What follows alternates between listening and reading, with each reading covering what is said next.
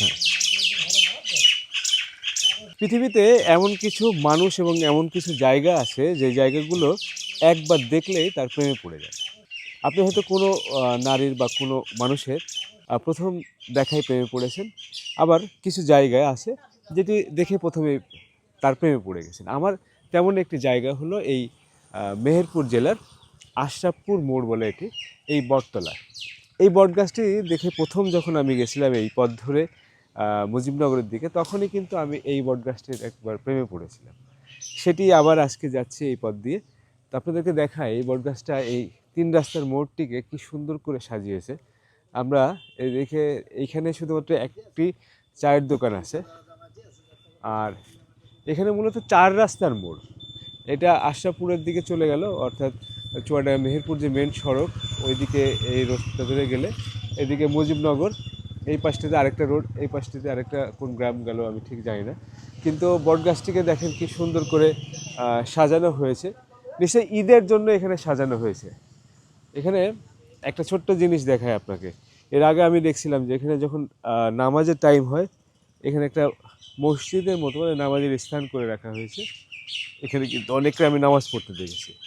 আর কিছুক্ষণ আগে দেখলাম এখানে কলার ট্রাক ছিল, অর্থাৎ কলা, এই যে এখানে কিছু কান আছে, কলার চাষ হয় এখানে, সেই কলা নিতে আসে।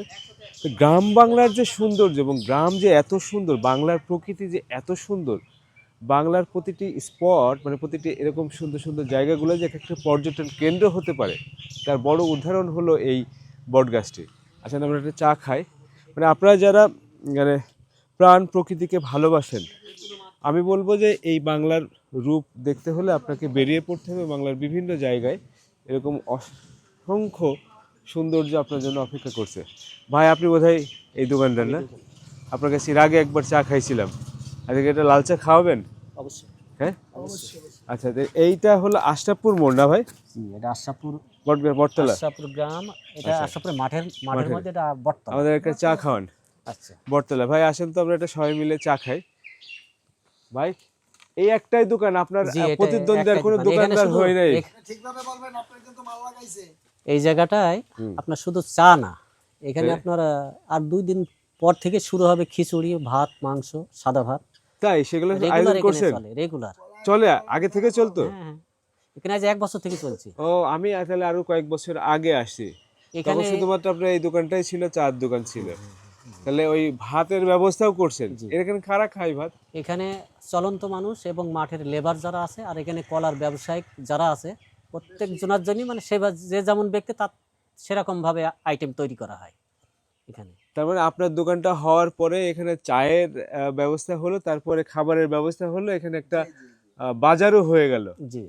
তার মানে এই যে এখানে কলার যে হাটটা হলো, সে কলার হাটটাও তো এই বটগাছকে কেন্দ্র করে, এই বটগাছকে কেন্দ্র করে এবং এই আপনার চায়ের দোকানটাকে কেন্দ্র করে, যে অন্তত শুধু বটগাছ না, একটা বসে চা খাওয়া যাবে, ঠিক আছে, এখানে একটা বাজার হোক, তাই না?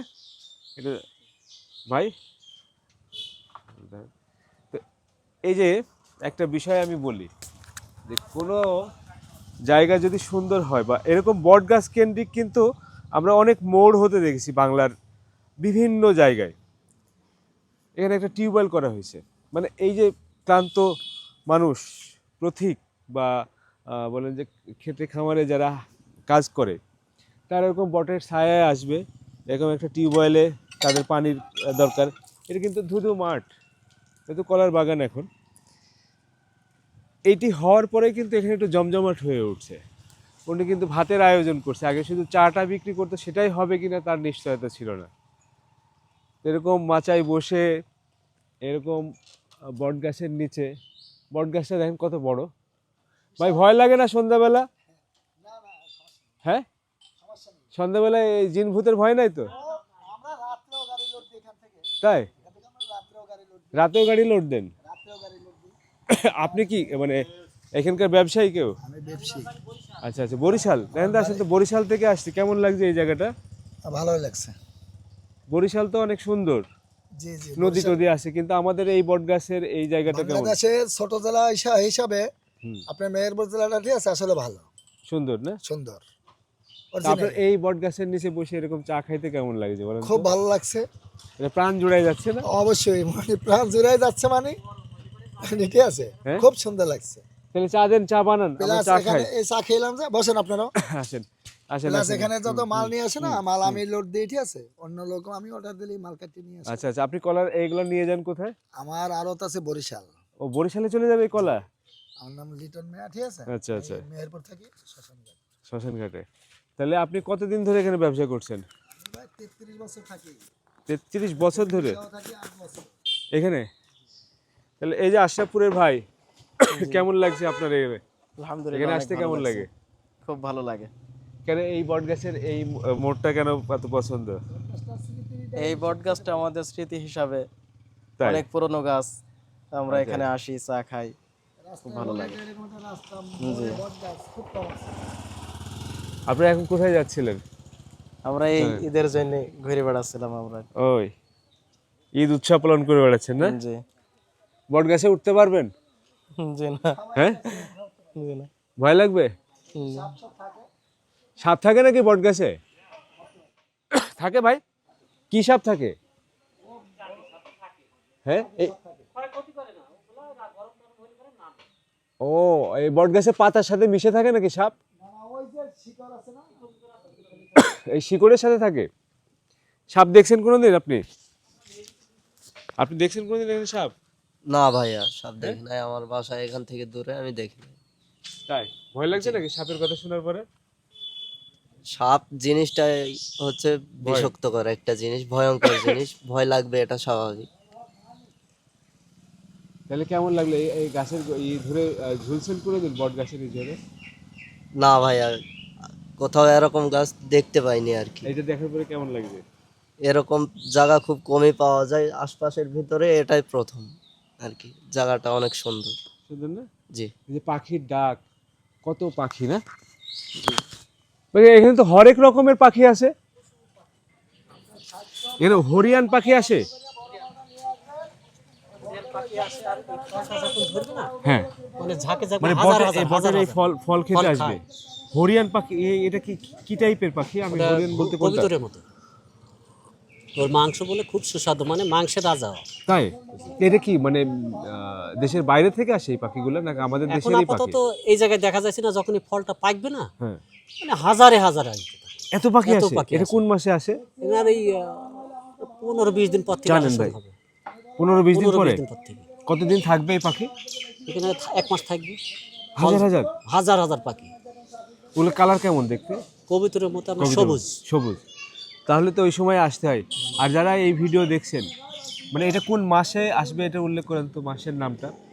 চৈত মাসের শেষে, বৈশাখ মাসের মাঝখানে একবারে গাছে শুধু পাখি তখন মানে চৈত্র মাসে আসলে পুরো পাবে। পাওয়া যাবে। চৈত্র মাসে যারা আসবেন, মানে এপ্রিল মে মাসে আপনারা যারা এই মেহেরপুরে ঘুরতে আসবেন, মারার জন্য আসে, আমরা মাটি তারা দিই না। অবশ্যই না, কখনোই পাখি মারতে না দিবেন না না। না, আমরা মাটি দেই না। এই পাখিটা আসে বলেই কিন্তু এখানে কল্যাণ আপনার জন্য আসছে। দেখেন ওই যে কত সুন্দর পাখি আসে, এগুলো যদি আমি ধরে নিয়ে যাই মারি, এটা তো ঠিক হবে না। এই বট গাছটা, এই বট গাছটা আপনি আপনি যেমন আশ্রয় পাইছেন, আপনার বেশি কিনা হচ্ছে, অবশ্যই ওই পাখিরও এটা অধিকার। অধিকার। তাকে যেরকম আপনি- আমি যেরকম এখানে যা রান্না বান্না আপনি করি, যত এখানে পাখিটাকে সংরক্ষণ করবেন, এই পাখিটার নিরাপত্তা দিবেন, তত কিন্তু মানুষ আপনার এখানে আসবে। সো এটা কখনোই করতে দিবেন না, এটা আপনার দায়িত্ব ভাই। এটা কিন্তু আপনি খুব ভালো কাজ করছেন অবশ্যই। এবং আমরা এটা আপনি মেহেরপুর থেকে কন্টিনিউ, কাউকে পাখি মারতে দিবেন না। বন্দুক নিয়ে আসে মেহেরপুর থেকে, আমরা তাদেরকে সঙ্গে এখানে সঙ্গে কোনোভাবেই পুলিশকে ধরে কোনো বলেন। সময় তাদেরকে ভিড়তে দিই না এখানে। না না, এটা করা যাবে না। কেউ পাখি মারবেন না ভাই, আপনাদের মানে দোহাই লাগে, আল্লাহর দোহাই লাগে। এই পাখি, এই প্রাণ প্রকৃতি আমাদের আসে বলেই কিন্তু আমরা এখন পর্যন্ত এরকম হ্যাঁ। ভালো একটা জীবনযাপন করতে পারছি। এইসব ডালে হ্যাঁ। তো ভিউয়ার্স, আমি এই যে এখানে একটা লাল চা খেলাম এবং সময় কাটালাম। একটা মানে বাতাসটা এত ঠান্ডা, আর এই বটগাছের ছায়ায় প্রাণ জুড়িয়ে গেল। বটগাছটা আরেকবার আপনাদেরকে দেখায়, যারা মানে মেহেরপুর থেকে আসতে চান কিংবা চুয়াডাঙ্গা থেকে এই রোডে আসতে চান মুজিবনগরে যাওয়ার পথে, এই আশরাফপুর বটগাছ মোড় মাঠের ভিতরে এইখানটাতে একবার আসবেন এবং এখানে অন্তত আধা ঘন্টা 1 ঘন্টা বসে যদি থাকেন, তাহলে আপনি যে শান্তিটা পাবেন, এই শান্তি কিন্তু টাকা দিয়ে পৃথিবীর বিভিন্ন দেশ ঘুরেও পাবেন না। আমি কিন্তু ইউরোপ, আমেরিকা, জাপান, চায়না বিভিন্ন দেশ ঘুরছি, আপনারা তো অনেকেই জানেন। কিন্তু ভাই, বাংলার এই রূপ, বাংলার এই প্রকৃতি, বাংলার এই সৌন্দর্য দেখার পরে আমার পৃথিবীর অন্য কোনো দেশ কিন্তু ওইভাবে টানে না।